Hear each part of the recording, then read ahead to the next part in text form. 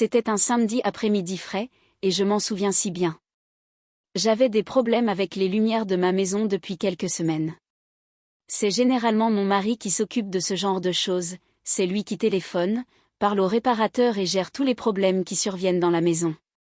Mais aujourd'hui, il n'est pas là, il a dû voyager pour le travail, et je suis laissée ici pour gérer les choses par moi-même. Au début, je ne savais pas si c'était à moi d'appeler. C'était étrange d'assumer son rôle, de faire quelque chose qu'il ferait normalement. Mais ensuite, j'ai réalisé que, parfois, nous devons assumer des responsabilités, même si ce n'est pas ce à quoi nous sommes habitués. Je ne pouvais pas attendre qu'il revienne, les lumières avaient besoin d'être réparées, et cela n'allait pas se résoudre tout seul. Ne sachant pas quoi faire d'autre, j'ai finalement appelé un électricien. Son nom était Chindu. Je ne l'avais jamais rencontré auparavant, mais j'avais entendu dire qu'il était bon dans ce qu'il faisait, alors j'ai pensé que ce serait une solution rapide. Lorsque Chindu est arrivé, j'ai ouvert la porte et j'ai été surprise. Il avait l'air beaucoup plus jeune que je ne l'avais imaginé. Je m'attendais à un homme plus âgé, peut-être dans la cinquantaine, mais il semblait avoir au début de la trentaine. Il avait de larges épaules et une silhouette grande et solide qui lui donnait l'air très capable. Sa peau était lisse, et ses yeux brillaient d'une lumière amicale. « Bonjour, je m'appelle Chindu », a-t-il déclaré avec un sourire éclatant. Sa voix était profonde et chaleureuse, me mettant immédiatement à l'aise. « Salut, je suis contente que tu puisses venir. »« Mes lumières se comportent de façon bizarre », répondis-je en lui rendant son sourire. Alors que je le conduisais dans le salon, j'ai senti un battement d'excitation dans mon estomac. Je lui ai montré le plafonnier qui s'allumait et s'éteignait. « Ça ne va tout simplement pas durer », piquai-je, me sentant un peu gêné par la situation, et parfois, il fait complètement noir. Chindu hocha la tête en inspectant la lumière. Il sortit une petite boîte à outils remplie d'outils brillants qui attirèrent mon attention. Il y avait des pinces, des tournevis et même une petite lampe de poche qui semblait émettre sa propre lumière. Je les regardais bouger avec confiance, comme s'il savait exactement ce qu'il faisait. « Ne t'inquiète pas, je m'en occupe », m'a-t-il assuré. En se concentrant sur la lumière, j'ai été étonnée de la rapidité avec laquelle il s'est mis au travail. Il grimpa sur une petite échelle pour atteindre le luminaire. Pendant qu'il travaillait, je ne pouvais m'empêcher d'admirer à quel point il était compétent. « J'avais aussi des problèmes avec mes lumières à la maison », déclara Chindu en me regardant. J'ai appris à les réparer pour ne pas avoir à appeler quelqu'un à chaque fois. Il rit doucement, et j'ai ressenti un chaleureux sentiment de connexion avec lui. J'aimerais pouvoir faire ça. Je me sens toujours nerveuse avec les fils et tout ça, admis-je. Je finirais probablement par empirer les choses. Chindu rit. C'est bon, chacun a ses atouts. Je suis bon avec ça, mais je suis nul en pâtisserie. Je ne peux même pas faire des toasts sans les brûler. Nous avons ri tous les deux, et la pièce s'est remplie d'une légèreté qui a rendu l'atmosphère cosy et conviviale. J'ai senti mes inquiétudes s'estomper. Chindu semblait non seulement compétent, mais aussi amusant à qui parler. Il resserra soigneusement quelques vis et vérifia les fils avec une expression sérieuse. Parfois, c'est juste un fil détaché, expliqua-t-il, les sourcils froncés par la concentration. Mais je vais m'assurer que c'est sûr avant de partir. En le regardant travailler, j'ai admiré sa concentration. Je pouvais dire qu'il était fier de son travail, et j'ai ressenti un sentiment de gratitude parce qu'il était là. La façon dont il se déplaçait dans la pièce, remplie d'énergie et de détermination, était captivante. Alors que nous discutions davantage de choses de tous les jours, comme ses films préférés et ses débuts dans le secteur de l'électricité, j'ai senti une sensation de chaleur grandir dans la pièce. C'était plus qu'une simple réparation, ce fut une rencontre agréable qui restera gravée en moi longtemps après son départ. J'ai commencé à discuter avec lui posant des questions sur sa journée et depuis combien de temps il était électricien. Il était poli, me répondant sans trop lever les yeux, mais j'ai remarqué que sa voix était un peu nerveuse, comme s'il essayait de se concentrer sur son travail et pas sur moi. C'était mignon, vraiment. Je me suis souri.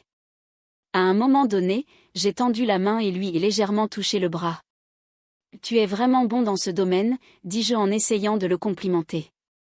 Mes doigts sentirent la chaleur de sa peau, et je remarquai la force de ses muscles sous sa chemise. Il leva les yeux, surpris, ses yeux s'écarquillant un peu de surprise. Pendant un instant, il sembla que le temps s'était arrêté alors que nos regards se croisaient. J'ajoutai rapidement un doux sourire, espérant apaiser sa surprise. Je suis sérieux, tu sais vraiment ce que tu fais. Continue, dis-je, ma voix chaleureuse et encourageante. Et elle bougea légèrement, essayant de s'éloigner, mais je n'étais pas encore prête à le laisser partir. Il y avait quelque chose chez lui qui me donnait envie de continuer à parler, de rester connecté à ce moment-là. Je pouvais voir la surprise dans son expression s'estomper lentement, remplacée par un soupçon de curiosité. Merci, dit-il doucement en me regardant. Je pouvais sentir un battement dans mon estomac, un mélange d'excitation et de nervosité. Je pense juste que c'est incroyable de voir comment on peut arranger les choses si facilement, ajoutai-je, essayant de maintenir la conversation fluide. J'ai toujours admiré les gens qui savent travailler de leurs mains. Shindu me jeta un coup d'œil, un sourire timide s'affichant sur son visage. Cela demande juste de la pratique, répondit-il, sa voix désormais plus détendue. La tension entre nous a commencé à se dissiper, et j'ai senti une connexion chaleureuse se développer. Sa présence remplissait la pièce, et j'ai eu envie d'en savoir plus sur lui.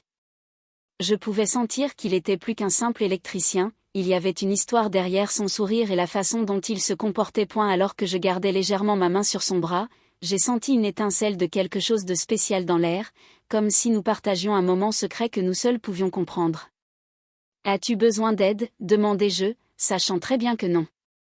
J'ai légèrement ajusté ma robe, la laissant glisser un peu de mon épaule. Shindu ne dit rien, mais je pouvais voir son visage rougir alors qu'il essayait de se concentrer sur les fils. Je me suis rapprochée de lui, faisant semblant d'être intéressée par ce qu'il faisait. Ma main effleura son bras, et il se tendit de nouveau. Je pouvais sentir l'air entre nous devenir épais de tension. Finalement, il finit de réparer les lumières et se leva, rassemblant ses outils avec une détermination concentrée.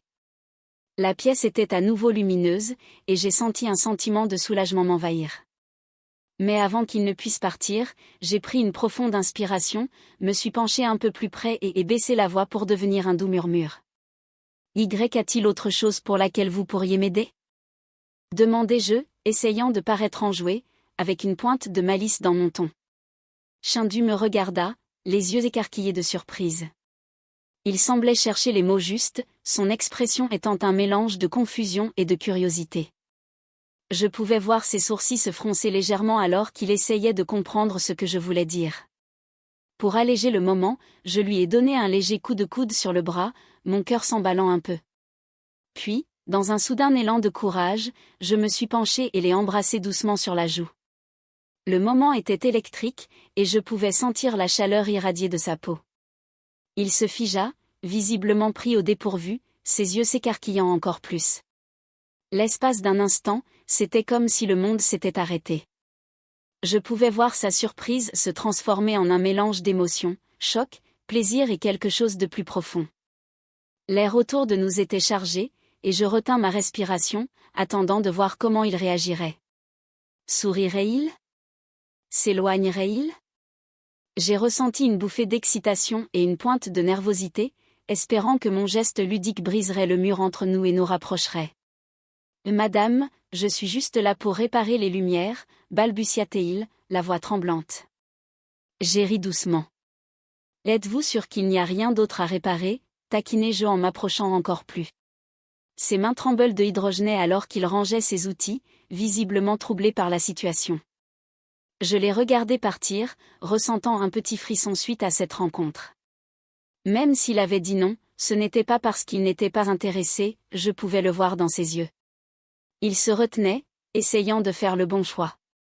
Les jours passaient, et je ne pouvais m'empêcher de penser à Shindu. Chaque fois que j'allumais la lumière, je me souvenais à quel point il était troublé lorsque je touchais son bras et à quel point il se figeait lorsque je l'embrassais. C'était excitant, quelque chose que je n'avais pas ressenti depuis longtemps. Une semaine plus tard, mon téléphone a sonné. Je n'ai pas reconnu le numéro, mais quand j'ai répondu, c'était Shindu. « Bonjour, ici Shindu, l'électricien. J'appelais juste pour vérifier si les lumières fonctionnent toujours correctement, dit-il d'une voix polie, mais avec un léger tremblement. Je me suis souri. Shindu, c'est gentil de ta part d'appeler.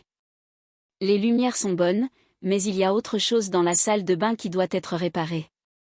Pourrais-tu venir jeter un œil ? Il y eut une pause à l'autre bout du fil, et je pouvais presque l'entendre débattre avec lui-même. Finalement, il a répondu, je peux être là dans environ 1 heure. Lorsque Shindu est arrivé, il semblait plus nerveux que la première fois. Son attitude confiante habituelle était toujours là, mais je pouvais sentir une légère hésitation. Lorsqu'il entra, je l'ai conduit à la salle de bain, où la poignée de la douche s'était desserrée.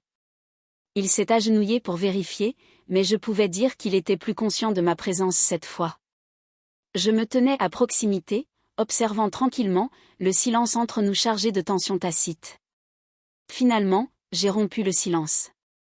Shindu, dis-je doucement, j'ai pensé à toi. Il fit une pause, sa main serrant un peu plus fort la poignée. Tu.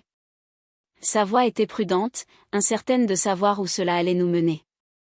Je m'approchai, ma voix à peine au-dessus d'un murmure. Je ne pouvais pas m'empêcher de penser à ce qui s'est passé la dernière fois. Tu avais l'air intéressé, mais tu t'es retenu. Pourquoi ? Shindu ne répondit pas au début, mais je pouvais voir ses jointures blanchir pendant qu'il travaillait. Je suis un professionnel, dit-il finalement. Ce ne serait pas bien. N'est-ce pas ? Demandai-je en me rapprochant encore plus. Qui dit ce qui est bien ou mal ? Tu es un homme adulte, et je suis une femme adulte. Nous savons tous les deux qu'il y a quelque chose entre nous. Tu peux le sentir, n'est-ce pas ? Sa respiration s'accéléra, et ses mains tremblèrent légèrement alors qu'il finissait de serrer la poignée. Il se leva et se tourna vers moi, le conflit clair dans ses yeux. Il avait du mal à rester professionnel, mais je voyais bien qu'il était tenté. Tu n'es pas obligé de le combattre, murmurai-je, effleurant légèrement ma main contre sa poitrine. Son cœur battait à tout rompre sous mes doigts.